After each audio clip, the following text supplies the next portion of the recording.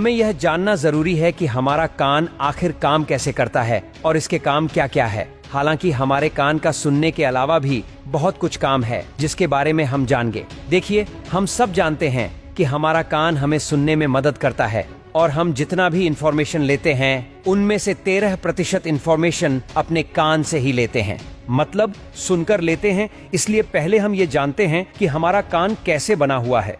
जब हम अपने कान की संरचना को देखते हैं तो हमारा कान 3 पार्ट में बंटा हुआ है। आउटर ईयर, मिडिल ईयर और इनर ईयर। कान का हर एक पार्ट अलग अलग काम करता है और अलग अलग सबका फंक्शन है।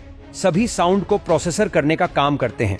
हमारा जो आउटर ईयर होता है यह बना होता है पिन्ना से, जो हम अपने कान को बाहर से देखते हैं बिल्कुल पत्ते की तरह निकला रहता है।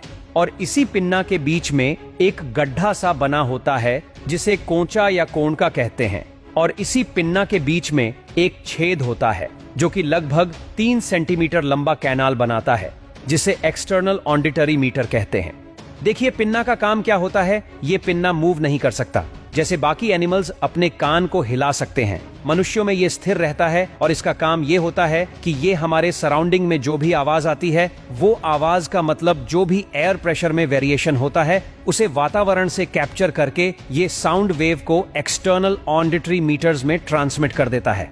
उसके बाद जैसे ये साउंड की एनर्जी बिल्कुल फोर्सिंग के साथ एक्सटर्नल ऑडिटरी मीटर्स में प्रवेश करती है। ये हमारे ऑडिटरी कैनाल के एंड पर मौजूद ईयर ड्रम, जिसे टीम पैनिक मेम्ब्रेन भी कहते हैं, वहां पर जाकर टकराती है। जब sound wave external auditory meatus में आती है तो यह कैनल साउंड को थोड़ा एम्पलीफायर कर देता है। इस ईयर ड्रम के दूसरी ओर हमारे कान का मिडिल ईयर स्टार्ट हो जाता है, जो 3 छोटी छोटी हड्डियों से मिलकर बना हुआ होता है और इसमें एक ट्यूब होता है जो नीचे की ओर जाता है। ये 3 छोटी छोटी हड्डियां हैं। ये हमारे शरीर में पाए जाने वाली सबसे छोटी हड्डियां होती है। जब ईयर ड्रम बाहर से आने वाले साउंड वेव की वजह से वाइब्रेट करने लगता है तो इसी ईयर ड्रम से कान की ये तीनों छोटी छोटी हड्डियां जुड़ी रहती है। देखिए, हमारे कान के मिडिल ईयर से एक और ट्यूब नीचे की ओर निकलती है जिसे यूस्टेशियन ट्यूब कहते हैं। ये हमारे नाक से जुड़ी रहती है। जब भी हम सांस लेते हैं तो नाक के अंदर एक छोटा सा छेद रहता है जो यूस्टेशियन ट्यूब के थ्रू हमारे कान से जुड़ा रहता है। और जब भी हम सांस लेते हैं तो एयर यूस्टेशियन ट्यूब के थ्रू मिडिल ईयर में आकर यहाँ पर ईयर ड्रम पर अंदर की ओर से प्रेशर लगाती है। मतलब ईयर ड्रम पर बाहर से और अंदर से दोनों ही तरफ से प्रेशर लगता रहता है, तभी ये वाइब्रेट करता है और हम साउंड को प्रोसेसर कर पाते हैं। मिडिल ईयर में पाए जाने वाला स्टेप्स हड्डी हमारे इनर ईयर से आकर जुड़ा रहता है।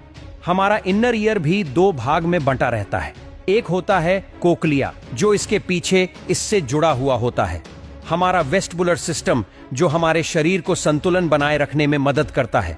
हमारा यह जो कोक्लियर होता है यह बिल्कुल स्नेल की तरह संरचना वाला होता है जिसमें कुछ फ्लूइड भरा रहता है। देखिए, जब ईयर ड्रम की वजह से ये तीनों हड्डियों वाइब्रेट करने लगती है तब ये हड्डियों अपने वाइब्रेशन को कोक्लिया में ट्रांसमिट करने लगती है। मतलब इसके वाइब्रेशन से कोक्लिया भी वाइब्रेट करने लगता है। और ये कोक्लिया भी अंदर से 3 भागों में विभाजित रहता है। सबसे पहले साउंड हमारे ब्रेन स्टेम में पहुंचता है। ब्रेन स्टेम से एक नर्व आती है। इसी ब्रेन स्टेम के पीछे यहाँ से ट्रैक पहुंच जाते हैं थैलेमस में। और थैलेमस क्या करता है, इन सारे साउंड के वेव को हमारे ऑडिटरी कॉर्टेक्स में भेज देता है, जो ऑडियो को प्रोसेस करके चीजों को समझने में मदद करता है।